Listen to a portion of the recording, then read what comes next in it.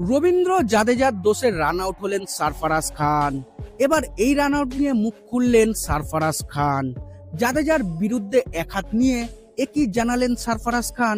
জানাবো বন্ধুরা, তার আগে তুমিও যদি সরফরাজ খানের ব্যাটিং পছন্দ করে থাকো তাহলে ভিডিওটি লাইক করবে এবং চ্যানেলে নতুন এসে থাকলে চ্যানেলটিকে সাবস্ক্রাইব করবে।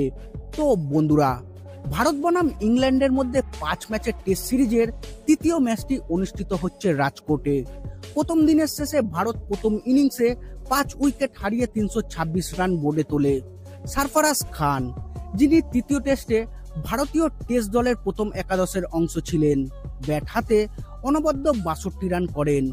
যদিও তিনি রবীন্দ্র জাদেজার সঙ্গে ভুল বোঝাবুঝির কারণে রান আউট হয়ে যান এবং দিনের খেলার শেষ হওয়ার ঠিক আগে প্যাভিলিয়নে ফিরে যান সরফরাজ খান।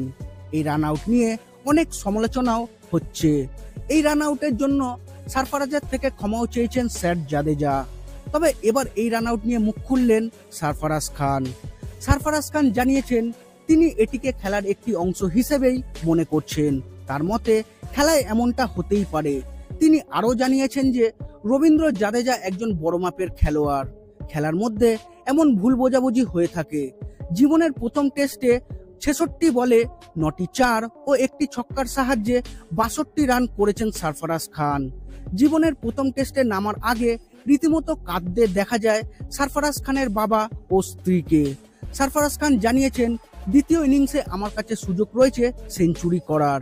এইসব বিষয় মাথা না রেখে নিজের খেলার উপর ফোকাস করছি।